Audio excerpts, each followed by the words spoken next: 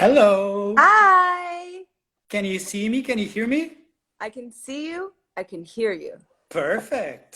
It's a See? miracle. The wonders of technology. I know. Oh my God, this is amazing. I'm so excited. So, Me too. thank you for accepting this invitation. It's weird. It's such a weird Yeah. situation. We should be celebrating the opening of Arco Lisbon today. Uh, Today?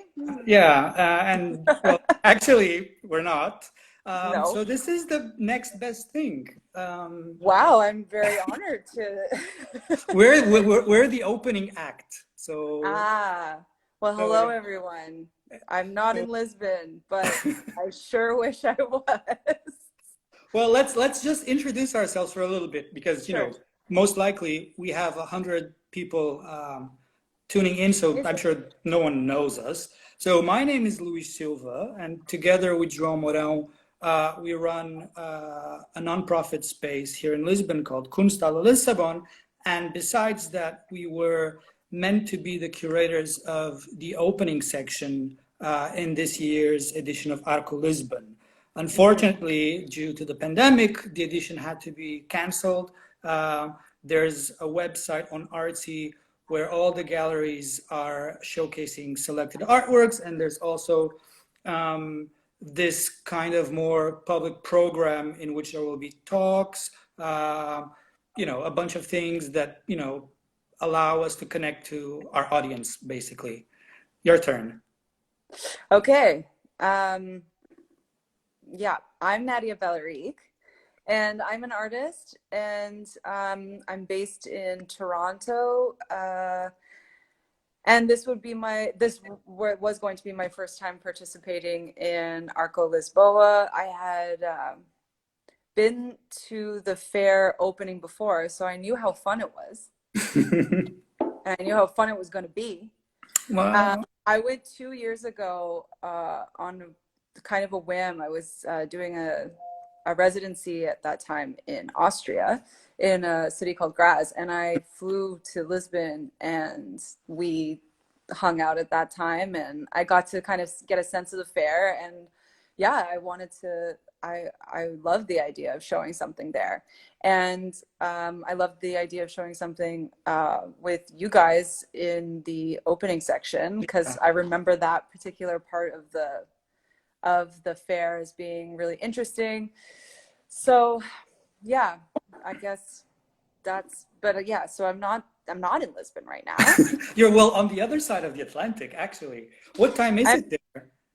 So it's 1 p.m. It's just Okay. a boring 1 p.m. It's not drinking time yet or anything. But it's a beautiful day, actually. It's actually one of the most beautiful days we've had. Oh, nice. Uh, yeah, the spring has taken its time here. I know that you guys have had some nice weather for a while. Yeah, yeah. Spring is usually nice. This year it has been unstable, but it's fine. Now it's nice and warm outside as it should be, so it's fine. It was snowing 2 weeks ago, so I'm glad Oh it's no, not we don't, that. we don't, we Yeah. don't get that. We don't get And that. and so I'm not in Toronto proper. I'm not in Toronto per se. Okay, I'm just an hour and a half outside of Toronto. I'm currently on a farm, so I have like a very nice. nice setting at the moment. Yeah, my partner and I, who's also an artist, we, looking for space always, right? Artists want, space. We got this place and kind of renovated it. So I have this Oh, nice. tiny studio that I can work in, but it's not heated. So that's Oh, a hard transition. but so that means you can't be there during the winter. There's a little wood stove, and I was Okay, able to kind of try and pretend that it wasn't freezing. So and blankets yeah, are pardon? and blankets are sexy. Blankets are so sexy. It's So, true, you know. especially when there's nothing underneath. Yeah, just blankets. But But listen, yeah, how I mean, how's the it's nice to be here with you right now. It feels like But are you kind of still Lisbon. are you still in lockdown? What's the situation over there? Because we hear a lot about what's going on in the United States, the Hmm. craziness and the chaos, but we don't hear that much about Canada, which makes us think, oh, it's Canada. They got their act together as always. It's fine. So there's a couple of things. I think our healthcare system is Yeah. making things obviously a little more organized, and so numbers aren't as high as they are in the United States. There was an early kind of closure of the border. I think that sort of contained things. It doesn't feel like it's like quite an intense lockdown. Mm.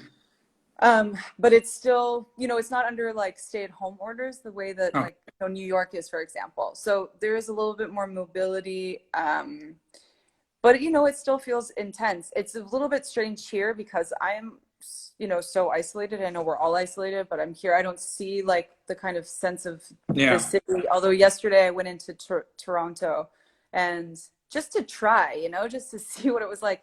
And it actually felt really, it was kind of bizarrely busy, I found. Oh, Yeah. wow. Like people kind of around. I mean, it was a nice day. And I don't know, I think people are sort of, not necessarily only doing grocery shops like every 2 weeks or something like that. I think they're going out for ice cream or something. Like I think that people Yeah. are going out for more errands than necessary. But my car broke down twice Oh. and got towed back here. So that Oh, was wow. a So really that was unsuccessful trip. adventure. It makes me feel like okay, I'm safer in the Yeah, country of right now. course. And you don't have to Yeah, wear a mask all the time, and it's fine. not all the time. Although they're kind of nice, I think. Oh, come on. No. I was telling someone yesterday that the moment masks become like a fashion accessory, it's time to just give up. It's so sad, I know, but they work. Like I mean, No, no, of course. in big groups, I think, if who knows what's happening, everyone, no one knows what's happening. But as I guess we kind of ease back and before there's a vaccine, I imagine that, you know, masks could become mandatory Here because, they are. You oh, can they only are. take public transportation wearing a mask and go to the supermarket wearing a mask. If you don't have a mask, you can't go in. That's So, not the case here. I think people are doing sort of things on a individual business kind of yeah. basis. Like I think it depends, but you can go into the liquor store without a mask, that's for Wow, sure. no. And the thing is, you don't have to wear it outside on the street, but Hmm. since you're going, to the subway or you're going to the shop, you need to put it on. So people just leave it on. So it's kind of weird. It's this kind of dystopian, sci-fi future that came I where know, everyone on the street is wearing a mask. I know. But, it is what it is. This, As long as it keeps us safe, it's fine. yeah. I mean, the lineups for the grocery store is the most bizarre thing. I think as soon as I first saw that, I was like, whoa. Yeah. This feels dystopian. It does feel like, just people like waiting in line, So waiting crazy. for their food to eat, to keep going, to like It's crazy. Listen, it's crazy. it's crazy. It's great that you're in the countryside because I think that is easier for people. Yeah. The lack of a lot of people around you kind of makes it easier. That's what I've heard from, friends who were able to just go to the countryside before the lockdown. Yeah. They're so much better than people in the city. You can go for a walk, you don't see Yeah. anyone, it's fine. Yeah, yeah. I can go for a run. You're running too, right? I'm running. Well, I haven't run in a week or so, but Oh. I was, it was my mental space, Yeah, just yeah. the I'm starting. I'm doing it, and this region's really hilly, so I have to get going nice. fast because these hills are killing me. But yeah, so being out here is obviously, I mean, it still feels totally bizarre, but it does feel like, being around nature is obviously always good for the Yeah, soul. yeah, of Being course. able to walk outside and And get a not little bit of a tan is, nice for the skin. for the soul. For the soul and like, Both. We need them both. Like we need to have them both shining, basically. I think so, yeah. But has the pandemic affected your practice, the way you're working in any way? Because I've spoken to a few artists, and what I've been hearing is that invitations for exhibitions have kind of disappeared because everything got canceled or postponed. So they don't have any projects to work on, and then even if they did, or if they're the kind of artists who work regardless, having projects or not, then getting supplies is really hard. How has it been for you?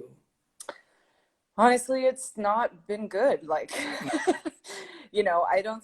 don't know if I haven't felt a surge of creativity in this time. Yeah. Like, I mean, it all depends, on how, I don't, how it rolled out, right? Like, so I had a bunch of projects lined up, obviously this one. Um, I'd planned to go to the Azores before Lisbon as well. So my parents are originally from the Azores, so I have like a kind of Portuguese connection here.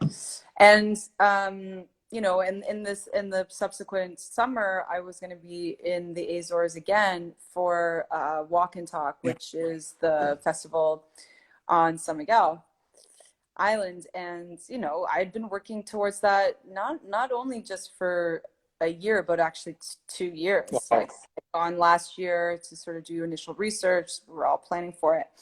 So, some of in terms of like production of artwork, that has been obviously kind of taken over by kind of more like sort of trying to organize things in your brain in terms of rescheduling. I think like I've been kind of feeling very overwhelmed with that kind of like management and just, and also like, applying for grants, which I Yeah. had been doing that seemed, as I was writing, I was like, and things kind of falling apart around. I was like, I have to change this grant. Like, and I also have to change the work. Like, I had been working on a project that was meant to travel and also like me travel with it. And I started to think like, is that even a sustainable Yeah. kind of Yeah. idea?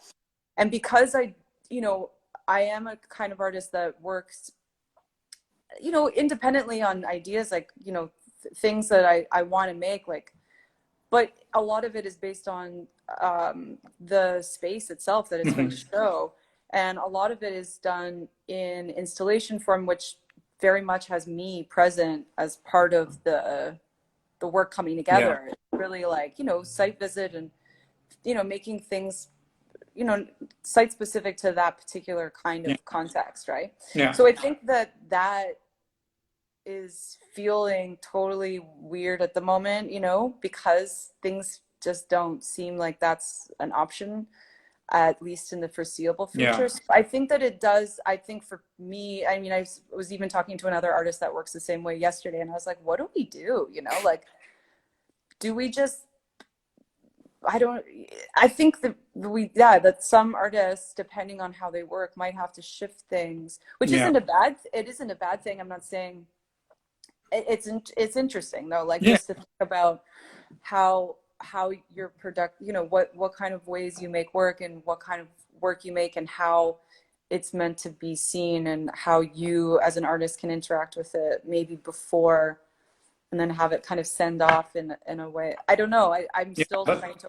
no, I think it's the same, with me as a curator. I also work in the same, way, Yeah, very very context responsive, yeah, so I feel the same way. And, the things that we took for granted, which were mobility and sociability, being together with one another, working on projects together and traveling the world to make them happen, yeah. that just went away. And like you said, we have no idea when that will come again, if it will come again. Like, so it's weird. Yeah, no, I still don't know what it, yeah, I still don't know how it means. Like I have an upcoming show that's still kind of on in Germany. And I know things are like shifting there. It's also interesting that it's country by country, right? Yeah. And it's like, okay, what do I do? I honestly like the idea that I couldn't see the space ever or ever see the show, for Yeah. example, as an artist, I think is a really strange concept.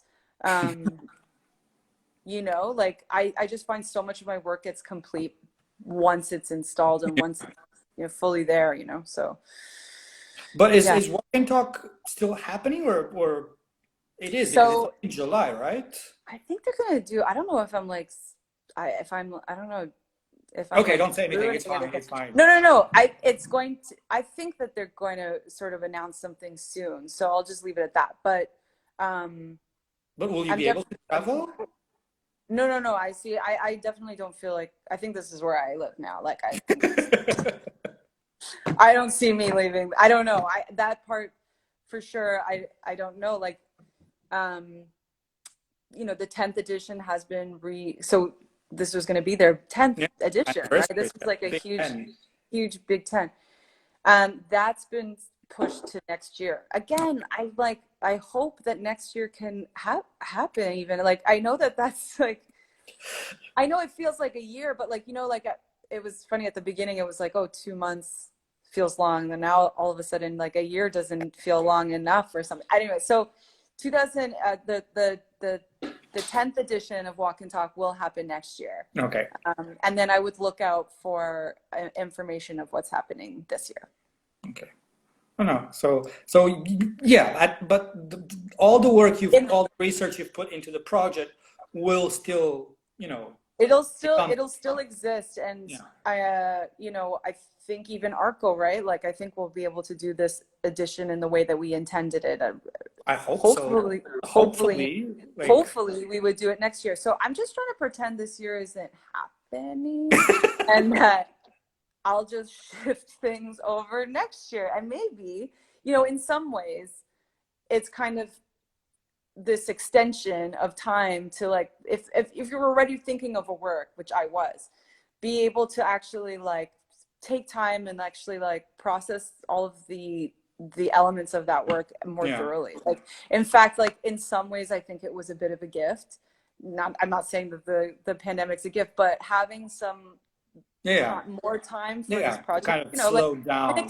an extension, like to be able to kind of, even though it feels like, okay, working towards this for 2 years feels long, it's like, some projects need more time than that, So I'm trying to look at that aspect of it in a way that's, a generous way, being like, okay, I can do more research. I can read more about, like, I can, fundraise better, for example, like find more,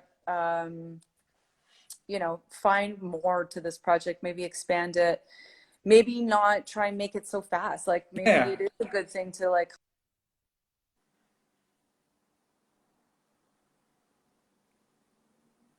Oh, I lost you there for a second. Yeah, You're someone back. You're called me. back. You're back. It's fine. I'm Okay, so back. let's do this. Okay. Let's fast forward to 2021. So 2020 never happened, Never and we're happened. having this conversation about the section, about your project. So as the curator, what are you preparing? Tell me, what are we gonna show? So So I you're was doing a working. solo project with Danielle Feria Gallery, Yeah. a Toronto-based gallery who represents your work, and you're working on a solo project with us. What's it gonna be? Okay, so I really wanted to. So there was a show. This is fun to pretend. This is 2021. Feels totally natural. Yeah. Yeah.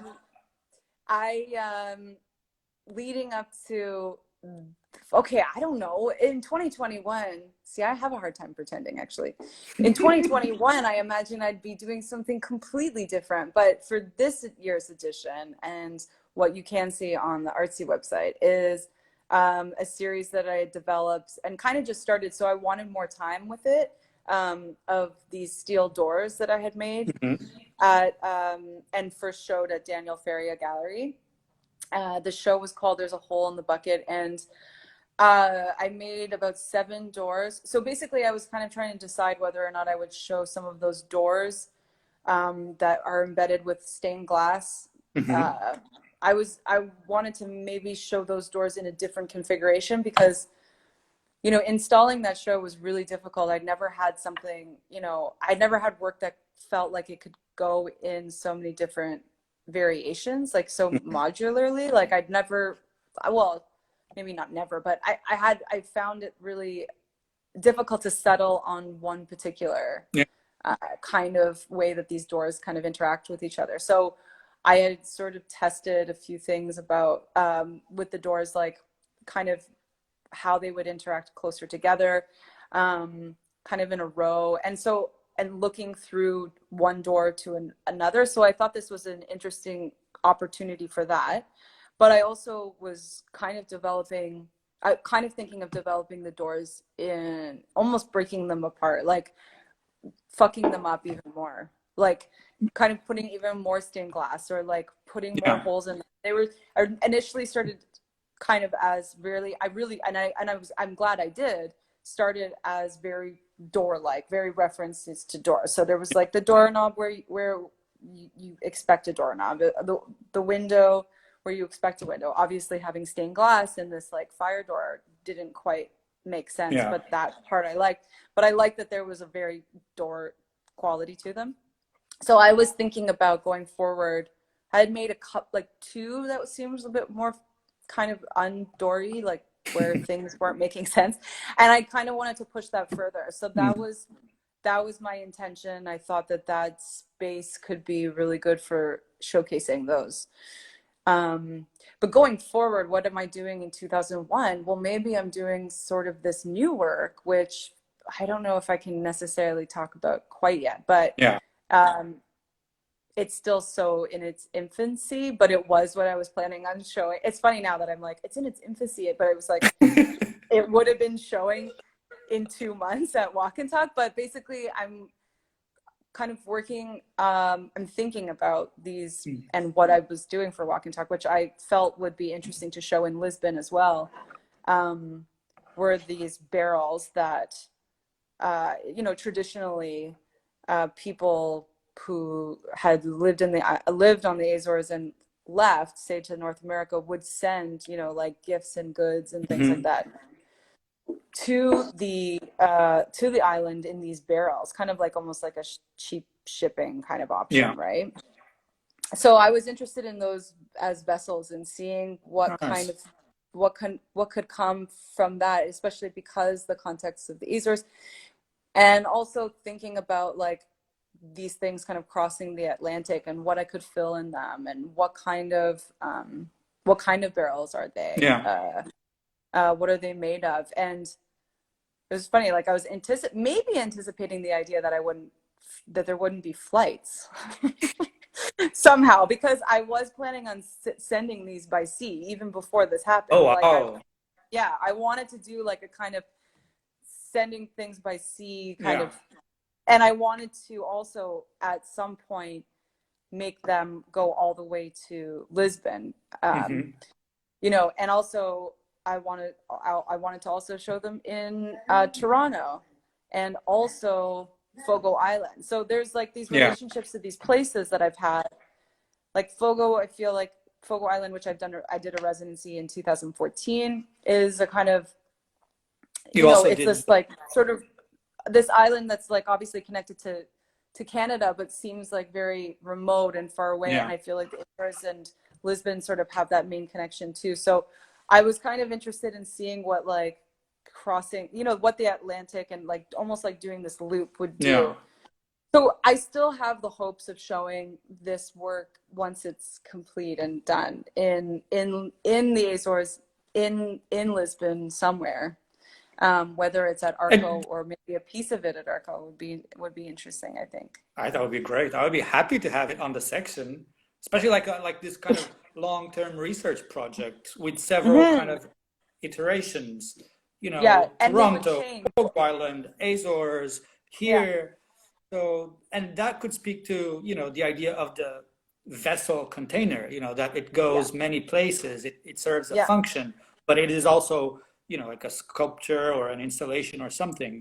So that could be interesting, and tying the Atlantic, you know, both sides of the Atlantic with all its history, especially you having, you know, roots in the Azores. Yeah, and it's also kind of amazing in now thinking about this project in the context of the pandemic, because it's just people trying to Yeah, connect with each other and yeah, also send things that are physical to each other, you know, at a time where there was, you know, and I think we still wanted, it still seems like it's even more important now to do that, because yes, we're connecting via, you know, yeah, Instagram Live, but there's nothing like sitting but in there's a front, you know, distance, I'm you like know. not, yeah, it's, you know, so I think there's something about like physicality, which like my work always addresses, like, and perception of those kinds of objects and context and meaning of personal things. I think I'm like reading some of the comments as like, Yeah, I'm doing the same thing as well. having a tracker on the barrel would be cool. Yeah, man, it would. It would. Yeah, I know it'd be cool. Yeah, and then I had this other idea for another kind of time-based piece that goes with it. I mean, it still feels like too soon to like really go into that particular project here with you, but look out, I think it's still going to happen. I'm like working on making it like this extra time to be able to make it bigger than just a sort of one place Yeah. project. It's interesting. Yeah, like a kind of long-term, more kind of research-based project. I think that would be nice. And Yeah. then I would have another great reason to go to San Miguel to see the project. I don't need, I'm so sad this year that I'm not going to the Azores. I'm like, well, you know, it is what it is. it The is year what is it is. canceled. Yeah. No, The it's year, I know. I think I was saying I was like on the side of the road with a waiting for a tow truck yesterday, and I was like, I should be in Lisbon right now. like, why But did you I know, get I am. stuck there? Pardon? Why didn't I get stuck there? I always Hmm. keep thinking of people who were traveling for some reason and then got stuck elsewhere, I know. and so I don't know. I think, like I keep saying, why didn't I get stuck in the Azores? I could Hmm. work remotely, I could do Hmm. this from, wherever. Yeah, And it's so much easier. I But know. anyway, But I, I'm as much as yeah. Okay, there's it obviously would be great to be in Lisbon right now. And of course, I would love to go to the Azores in the summer. I am feeling very grateful that I'm here and safe, and also yeah, just of like, course. No, no, of and also course. where I am is pretty ideal actually. We got chickens. Oh my God. So, yeah, fresh eggs. Yeah, we're like fully doing it, going back to the farm. Wow. So I have a bit of I'm I'll have, jealous. yeah, no, the chickens are really cool actually. They grow really too fast for my liking. They were chicks and they were really cute, and then they got really gross like pretty fast. So, Ooh. but no, it's good. And like, we we're planning a garden, and we're trying to make this place, like, which is very recently that we acquired it, like we're trying to make it amazing. And we hadn't planned on spending the entire spring to like, kind of sow the land and stuff, but we're able to do that, and I think we'll benefit obviously from being able to have that time and like, Yeah. see that season change, and also like be really attentive to this particular place. And you know building chairs, I learned how to make a chair. Nice. But that what is really interesting, and it kind of ties in with what I wanted to ask, which is to see us, as a community, as an artistic community, kind of moving forward. And is that lifestyle that you have right now a direct response to the pandemic, or do you think that it made you think about it more seriously because of the pandemic, or is it completely unrelated? How do you feel? Because that need, or that kind of, I don't know, that desire for doing that, for slowing down, for growing chicken, building your own chair, growing your own vegetables, kind of, you know isolating from the big city because it feels toxic right now in any way you can That's think of. Yeah, How, it's actually even more complicated than that. So like there was a perfect storm just in like in the pandemic, and the building that I live in the city uh, is actually under complete duress, and all of the artists that are living in oh there wow. are actually being forced out. So it's a very long, complicated story that I don't know if I'm going to get into all the details here, but that is actually happening simultaneously. So this kind of like a adaptation to this land and this kind of lifestyle of the farm is partially forced. So Mm. the pandemic and that situation was happening simultaneously, and it was there's so whether or not this would be what I would be doing now had none of like either of those things happen? I don't think so. I don't think that's necessarily where I was going at that moment. So this feels a little pushed. Like, you know, I wasn't ready to get chickens. Like I thought maybe like in 10 years or something, but no, it feels like in terms of this current lifestyle, I mean, it does feel appropriate for right now because this is what we're given. And, you know, I'm trying to just be in the present moment and kind of be like, okay, this is what's happening now. You know, as artists, we're like so future planning, I feel like, and obviously as curators too, like you're planning 2 years in advance, or, you know, I think having this context for the place I'm supposed to be in the present is obviously an interesting, good, and reflective period that I probably will feel very thankful for. But it does feel like I was pushed into it. Yeah. But us as a community of artists, like I, as much as yes, chickens sound great and farms nice, I miss people, man. Like I miss, I can talk to people, but I miss going to things, and I miss, like I'm not an artist to work by myself on a farm. Like that's not what I was ever. I don't want to. I like people, like, and also like, okay, you know, that's fine and good, and but I became an artist. I like, one of the things I like the most about being an artist is the art community and being able to like share ideas and talk with people in a really natural way and not have it forced and scheduled with a Zoom thing. Like just, you know, like I'd love those like encounters, like those chance encounters of like meeting, you know, you guys, for example, in Lisbon through somebody else, and, you know, and developing relationships that way. I'm not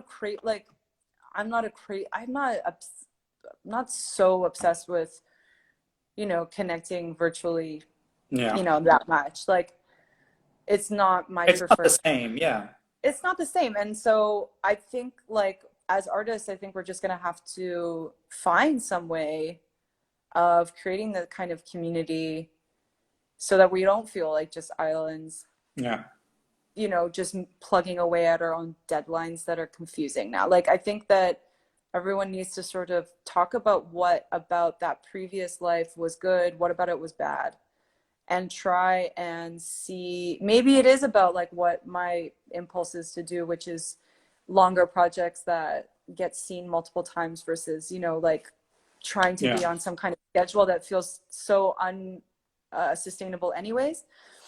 What if it is small, you know, what if it is less projects in general? Why, you know, like maybe like more meaningful art and, you know, less art in general, but have it be more impactful or meaningful. Like, I don't know. It's like, it's up to whoever, you know, like some people make art in completely different ways. Like even my husband, like he'll just make art regardless. Like whatever is happening, he's still doing what he does. And I want to be like that, but I'm still just trying to transition into that kind of thinking. Which, you know? I feel the same. I think, you know, a while ago I decided that I should do less. You know, that I shouldn't rush from project to project. You know, just doing less, but making sure that whatever I do means something and is important, and I commit to it, because, you know, committing to a project is committing to the artist, is, you know, committing to this team, this network of people. And then if you're not kind of willing to give your best because you're thinking of 2 other projects that are going to happen next week, then it's just, you know, it's not good for anyone. So no, and the work then doesn't end up. But having said that, I'm dying to get back to work because, you know, slowing down is good. Stopping is bad. Complicated. Yeah, I don't want to stop. That's for sure. I thought about it, but I don't want to. Thought about it for a second, maybe like half a second. But you know what I mean? Like you know, a long weekend, yes. Yeah. But no, I still, it's kind of frustrating that I still want to keep doing it because it feels like obviously it's a harder time to do it, but it is something I still want to do. And yeah, maybe it is just kind of doing less maybe, Yeah. but making it mean more. I don't know. Look what I mean, Daniel is saying. what's Did Daniel? you see what Please don't Daniel is stop. saying? What is he saying? Please don't stop. Dania. No, I'm not going to stop. Oh, I thought you meant like us talking right now. I'm like, No, okay, we'll I keep think he's going talking to forever. you. No, I'm not going to stop. I was just, but sometimes it's like, when you see, well, especially at the beginning of the pandemic, it was like essential workers, and you're like, am I an essential worker? And what am I doing exactly? Am I when it feels like there's stuff to do that is more urgent in, people like, people are suffering. Like Yeah. I think artists have to become more active in terms of like doing more activism, period, probably is another thing I would say. So maybe like spreading our it's not just about making art. Maybe we can kind of be a bit more multifaceted as citizens. You know what I mean? I think like if we can if we have that ability to like kind of spread our abilities just a little more into And just making sure that, that we're part of a community, and we, and that's it. That's what you do when you're part of a community. You look after everyone else the same way you expect everyone else to look after you. So, and it doesn't matter how extended that community is. I'm not just talking about the RT. I'm speaking about exactly community, a neighborhood, a building, a city, whatever. Yeah.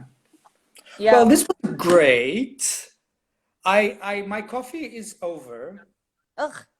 So this was the timeline for the conversation. No, I'm kidding. No. I was like, I don't even think I saw you drink it. I'm very discreet. Yeah. But okay, I could go on and on forever, but Yeah, this is actually pretty. I'm pretending cool. like no one's Listen, watching. this is the first time I'm doing one of these, and I was terrified. Okay, so me too. So I'm glad it was good for both of us. Yeah, me too. I was like, oh no, because I guess silence like is not probably good on these live Instagrams. I'm super happy. I think I'm really happy. Should we just should we start doing yoga? Like we can start doing a yoga class. Sure. And lead people through a yoga class. Oh my God, imagine that. I think that's what a lot of people are doing. Yeah. I haven't done it yet. I'm like looking at all the comments. It's very sweet. I miss you all. Oh, it's nice. Some of them are hui thing now. Hui. Okay, I'll let you go back one thing I will say is I miss hugging my parents. I miss hugging in general. Yeah. I haven't seen my parents since the beginning of the lockdown because they're older. So, and I don't, and there's this kind of feeling that I don't want to infect them because I may have it, but I don't present any symptoms. So it's like, I haven't seen my parents who live in the city. I haven't seen them, I don't know, since mid-March. So on Mother's Day here. Do you guys have Mother's Day in Portugal? Yeah, it's a different date though. Oh, okay. I don't know why. Dia de Mãe? Dia de Mãe, yeah. Dia de Mãe. There you go. So I went to my parents' house on Mother's Day to try and do like a wave like that, and she was like, no, and like trying to hug me, and then I was going like, yeah, of course. So I missed too. Yeah, I speak to my mom and she was like, when can we have dinner together? I was like, well, Mom, I think by now it should be fine. Like none of us is infected. So, and she's like, do you think so? Sure. Anyway. Yeah. Miss hugging in general. Miss. I wish I could be in Lisbon. I wish I could be hugging all of you. I wish I could be meeting the other artists. Next year. I hope next year, man. Well, it kind of has to be next year. We can't go on like this forever. we can't, right? No, he's like, I won't. Listen. I'd Yeah, rather. I think people would start to just like be like, no, screw this. Like you know, I mean, people are already doing that in the States, which is I think insane. But like, I don't know. It can't go like this forever. I'm hoping Yeah, for a vaccine. yeah, for sure. Or group immunity or whatever. Something must come out of it. Something, It's not. something, something. Next year we'll hug. I Oh, saw that's someone. that's that's that's nice. We'll hug next year for sure. Okay. Well, Okay, so listen, let's. say What? hi to Lisbon for me. I will say hi to everyone. Say hi to the chicken. I will. And And well, thanks for this. This was great. I'm yeah, glad thank you I did too. my first Instagram live with you. Me too. See, It we was will have very that in nice. common. We'll have that to share forever. Forever. We're connected now in ways that, Okay, I'm gonna do a screen grab. Hold on. oh, do it and send it to me because okay, I can do it as well. Wait.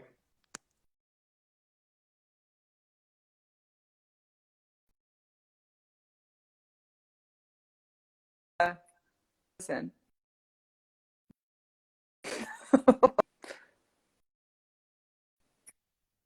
Oh, it made you frozen. Are you there? Oh, weird. We're totally I now. sorry. I tried to do a screen grab and my screen. And See, I was like, now I'm you're not touching frozen. it. Hear me? Okay. I can hear Okay. you, but I can't. Oh. Let's. Okay, Beijing.